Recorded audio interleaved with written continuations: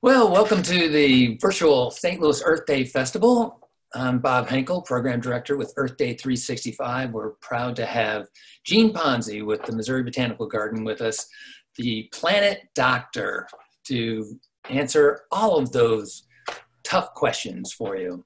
So I'm just going to leave you with that and let Gene take it away. Happy Earth Day, Bob Henkel. Happy Earth Day, And Gene. everybody who's tuned in here and gonna watch this after it's recorded, because maybe they're like, having happy hour themselves right now instead of sitting in front of their laptops. That's true. But, people keep coming. I'm here. That's good. We're going to have a party tonight. We're going to have a party.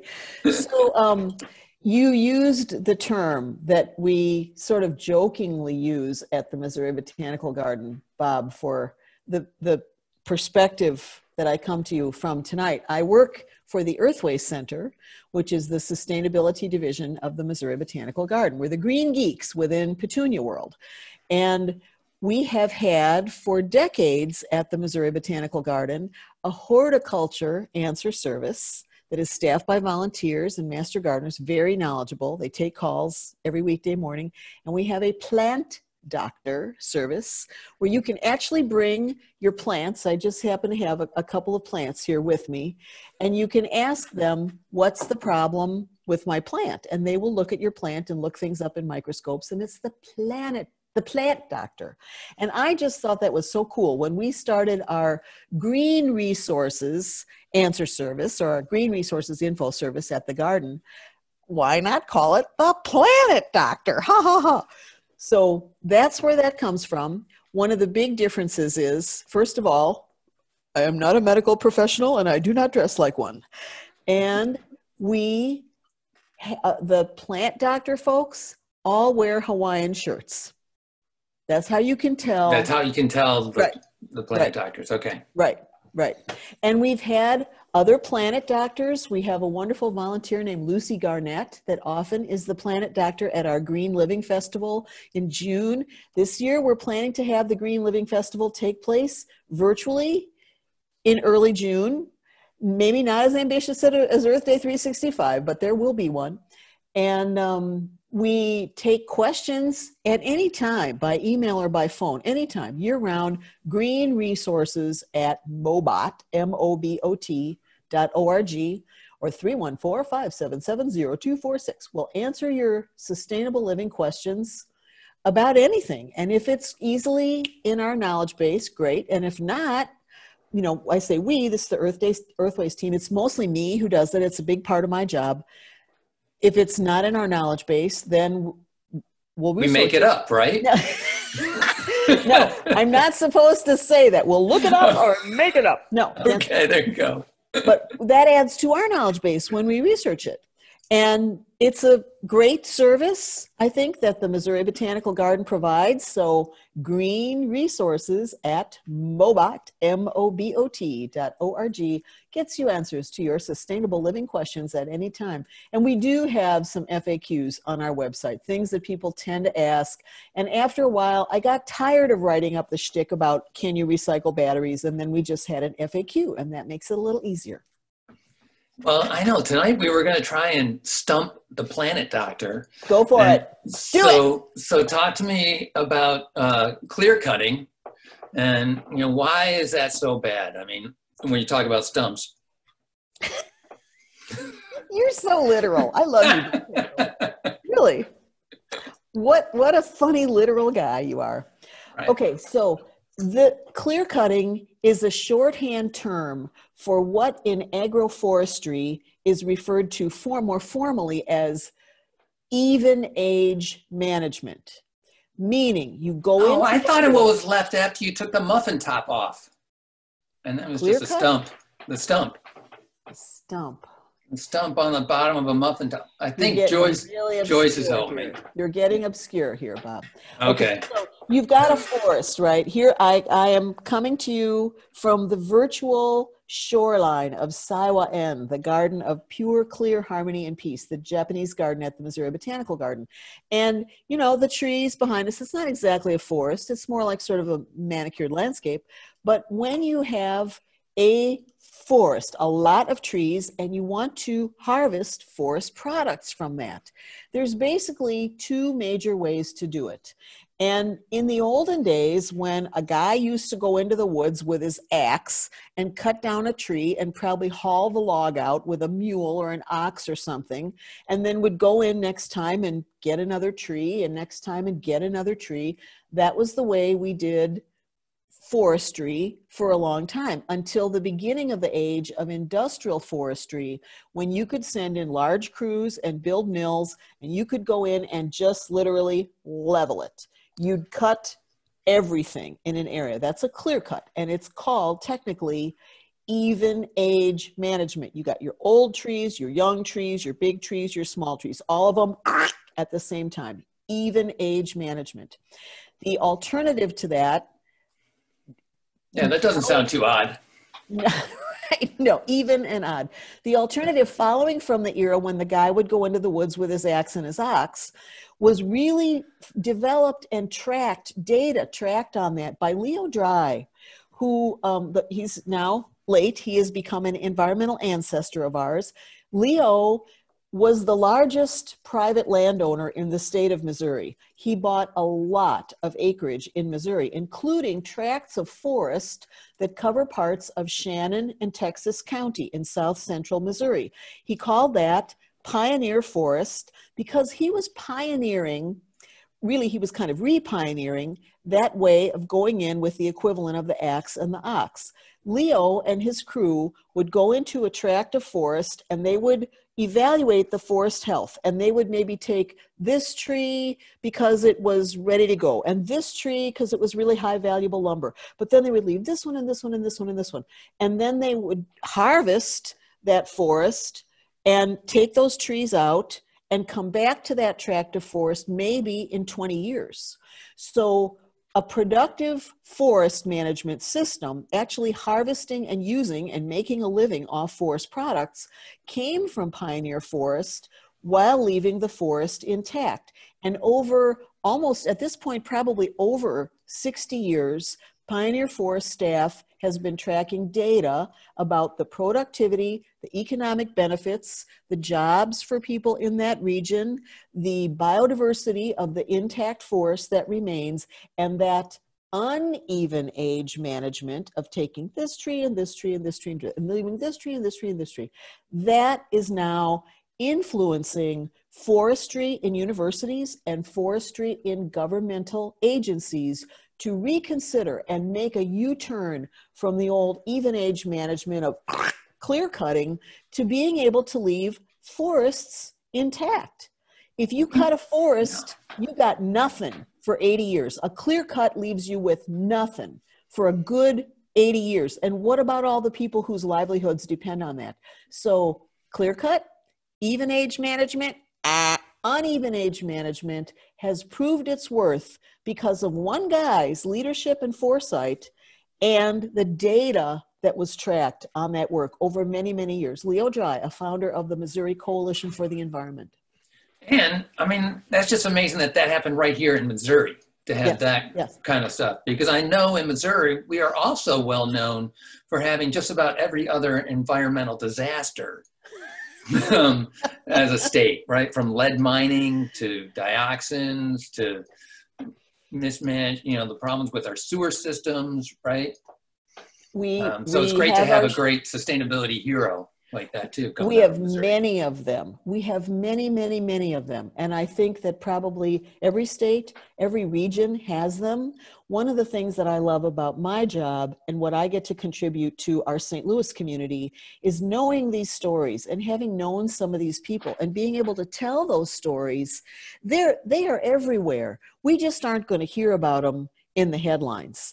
And because we have an entity like the Missouri Botanical Garden and the Earthways Center and partnerships with groups like Earth Day 365, we get to get these stories out and we get to give them a little bit more ta-da that gives other people the encouragement and the know-how and I could go there and do this. I could be a part of that. I could learn from that. And then the network of human eco-logic grows. Yeah, so Jean, I'd love to paddle down our Missouri streams, right? And one of my favorite streams is the North Fork of the White River, way down southern Missouri. It's just beautiful. And it got hit with some tremendous flooding with heavy rains. I mean, water came up probably 40, 45 feet high, washed over bridges, took out a lot of stuff in that whole area. Is there a way that you would connect climate change and the impact of the beautiful float stream that I always used to, go down, right? And to have such a huge flooding impact, you know? Yeah. Well, we live on a biological planet. All the systems, all the parts are connected. All things are connected in the cycles of the earth. And so increases in extreme weather events like gully washer rains and, in other parts of the country, hurricanes. We tend to have tornadoes and torrential rainstorms and stuff here, and every once in a while an earthquake. Those more frequent extremes of weather events because of disruptions in the larger systems and patterns of Earth's climate, they can really wreak havoc with something like an Ozark float stream. Again, what are the options? What can we learn from nature? And if, let's say, on the North Fork, the Friends of the North Fork, or North Fork, as you should really say in Missouri, if they wanted to do some restoration on that stream, we have good examples on smaller streams in parts of Missouri about how to use nature's own methods to do stream restoration. LaBarque Creek is a small creek that flows through some of Jefferson County and into St. Louis County. I think LaBarque is a tributary of the Merrimack. I think it's in the Merrimack watershed. That's true.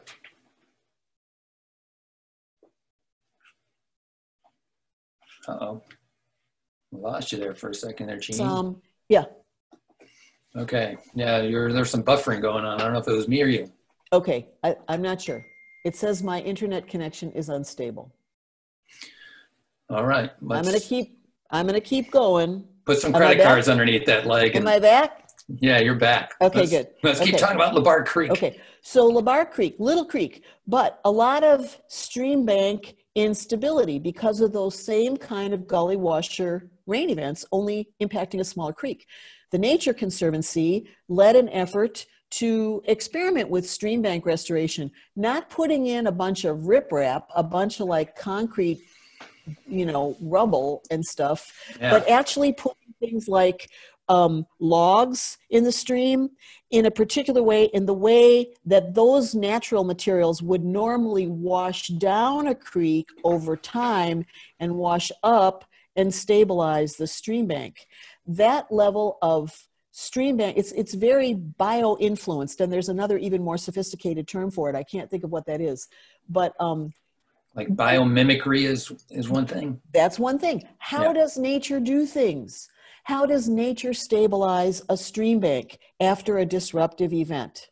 Right, like a clear cutting or an even cutting. No, the even is bad. Right. Yeah. So after you do an even cutting, you get even more water washing down the embankment into a creek, instead of water permeating into the soil. Yes. Right. And seeping into a creek. It runs over the top, right? Yes, yes. And one of the cool things I just learned this week had to do with the history of the science of ecology. I knew that it was about as old, it was maybe a little bit older than the 50 years of Earth Day, but the term ecology was coined by a scientist who worked for the U.S. Department of Energy on the Savannah River in Georgia. Savannah River Lab was started probably in the late 40s, maybe early 50s, by the U.S. Department of Energy. They had a nuclear power plant on the Savannah River. They, put those things on rivers a lot, kind of plants. Yeah. And the Department of Energy wanted to understand the effects of nuclear energy, which was kind of new and pretty cool at that time, on living things. So they set up the Savannah River Lab, and the scientist who ran that coined the term ecology from the Greek word oikos, not the same as you find on some yogurt. It's a brand of yogurt, oikos, which means home. And ecology has to do with relationships in place. And that was the founding of the science of ecology, of looking at the relationships between living things and living communities. That's beautiful. That's beautiful to have all Cool, that. hey? I know. Hey, anyone out there listening to us, if you have any questions to stump the planet doctor, this is all for you here. So you can put them in the chat window and we will answer those as we can. Bob Henkel, what do you think the number one subject area is, the number one body of subject that the planet doctor gets questions about? Probably recycling. Like what do I do with my plastic bags? What do I do with my batteries? Yes. And I will say things like, never put a plastic bag on your head. Okay, that's good advice. That's good advice. Unless you've wrapped it into kind of a hair tie kind of thing. There was a reuse it group called Perennial making jump ropes out of plastic bags. And so you could do that. That could look really good and safe. Yes, yes. A lot of times when this happens often, when there is a change or a development in practices within an environmentally related industry like the recycling industry, it's a really fun part of my job. I get to get into the real green geek kind of research to track down what's going on with stuff. Why is it happening this way? What's the forecast? Who's doing it? Who was doing it? That kind of thing. And one of the things that I learned really not that long ago was that grocery store chains are they're not dealing with plastic bags and recycling at this point because of concerns about the persistence of the coronavirus that causes COVID-19 on plastic. And also, frankly, they've got a lot to deal with in grocery stores now. Schlepping bags may not be the main thing. I just received a phone call from a concerned citizen today about plastic bags weren't being accepted at grocery stores and what to do, and feeling really guilty about having to now throw those bags away. How would you answer that question, Jean? I would say, it's like forgive yourself. Give yourself a break. We're doing the best we can. Mm-hmm. This is a time out for our entire species. We have never had anything like this, where the entire human species is impacted by something adverse at once.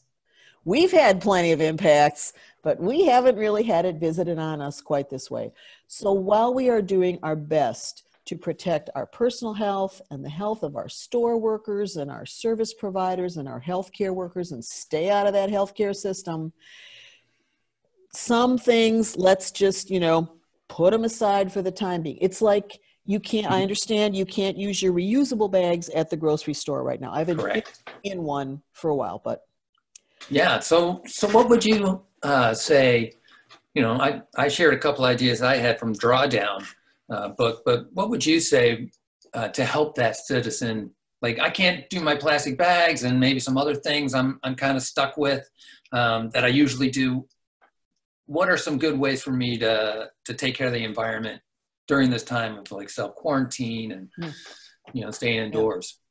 Well, first of all, if you've got a place to hang on to your bags, just, I'm on my second bag of bags. Normally I have a bag of bags hanging on a hook in my stairwell right by where I keep my reusable canvas bags.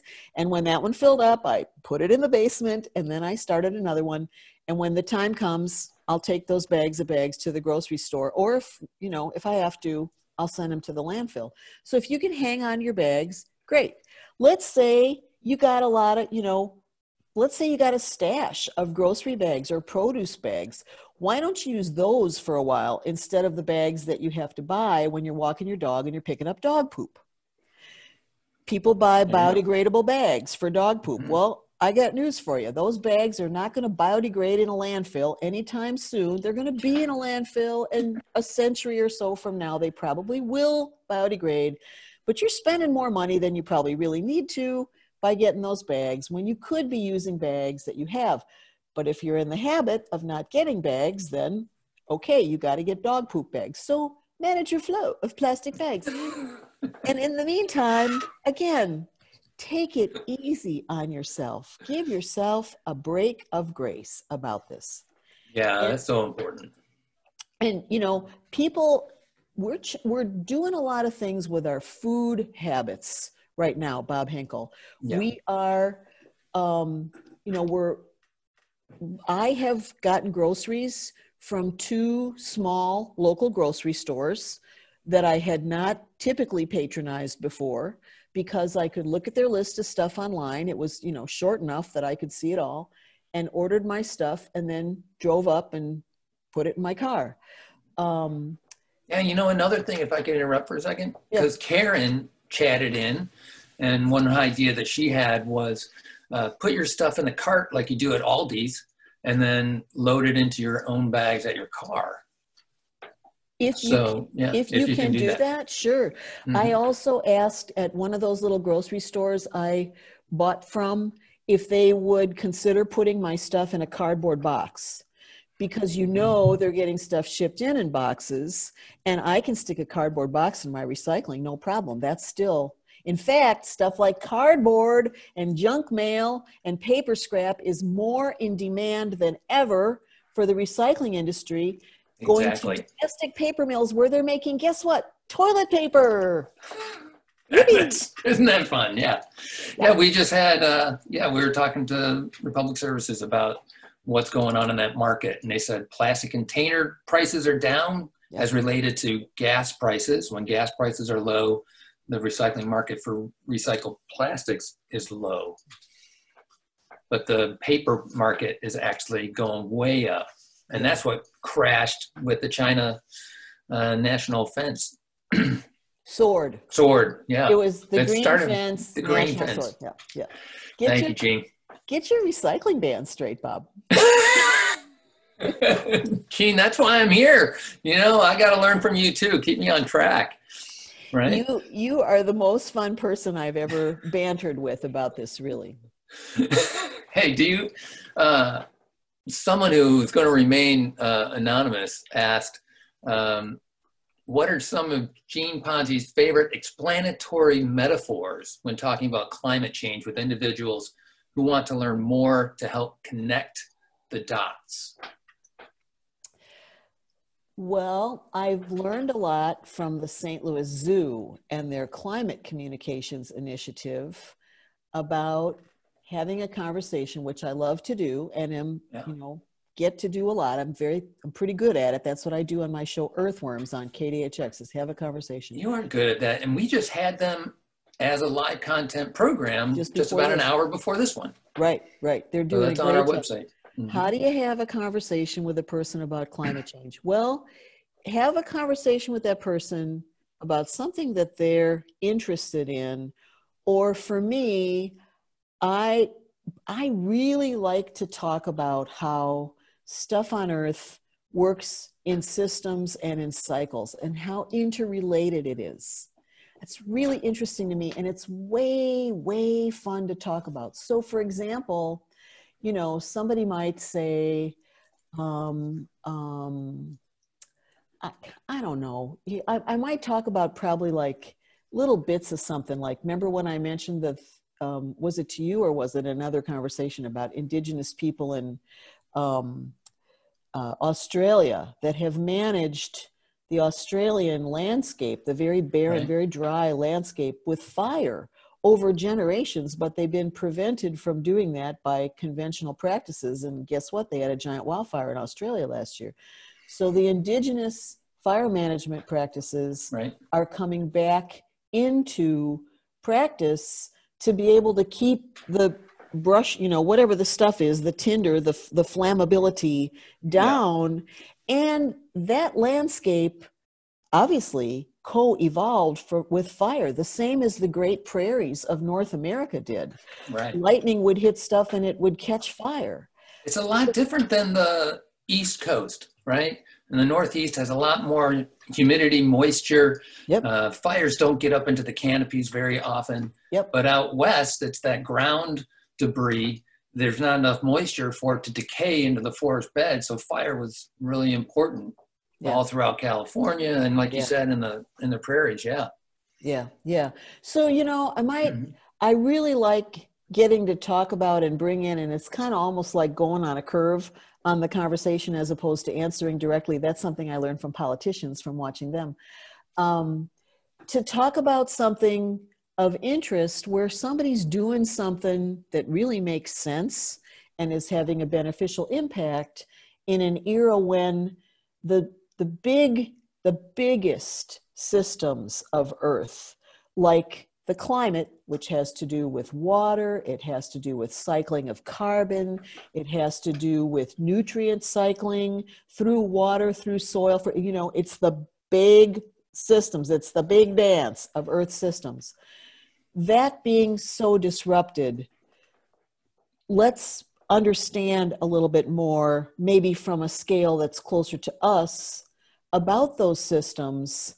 And then maybe when you get the opportunity to, you know, modify your impacts, you'll care a little bit more about it because it was something that was of interest to you. It's tough to have a conversation about climate. Mm-hmm. Do you use the warming heating blanket metaphor? I think this was Joyce's question, and I hope that we're answering it for her.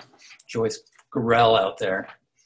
It's a wonderful metaphor. It is one of the metaphors that the Climate Communications Initiative that the zoo is teaching uses, and that came out of an oceanic and aquarium society or professional organization that literally evaluated how do people think, how do people talk, how do we feel about stuff like climate. Our values are the way into that. So if you can talk about, you know, use a metaphor like, well, this is what's happening. It's like we have this giant warming blanket, you know, over the earth, over the atmosphere, and it's just keeping all the heat in. It's like if you only wear polyester in the summer and say, ooh, yeah, you know, the polyester running suit. I've got so many images going through my head right now. I got to stop that. We've got about 3 more minutes to see if we can stump the planet doctor here with Gene Ponzi of the Earthways Center at Missouri Botanical Garden. So if there's anything else that people have questions about, please chat them up. Dorothy Klein, thank you for mentioning that you use produce bags over your hands when you're handling a grocery cart handle or things like that, and then you rewash them.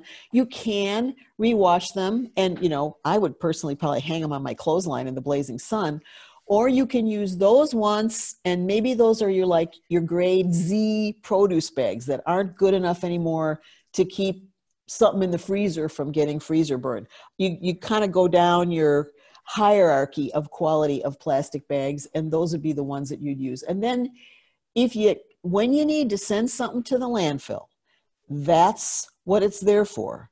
If there's still useful life remaining in that stuff and a sensible, healthy system exists for keeping that useful life going through another use, use it. If not, landfills are designed and operated and maintained to contain stuff. Yeah, and we've done a lot to close the bad ones and make sure the well-regulated ones are operating now, right? Here in Missouri. And they get full. They get filled up, and you know, you can only go down so low and go up so high, and then your hole is full. I just want to mention one more time, Bob Henkel, before we're done, that we have at the Missouri Botanical Garden, and you're seeing behind me a beautiful shoreline in the Japanese garden, Saiwa-en. We have a lot of great virtual resources, including videos of how the garden looks right now. Well, we cannot all be in it. We have virtual Earth Day resources from the Earthways Center, where I work. And this service, the information service, will take your questions at any time by email or by phone, greenresources@mobot, MOBOT.org. That's our Green Resources Info Service, AKA the Planet Doctor.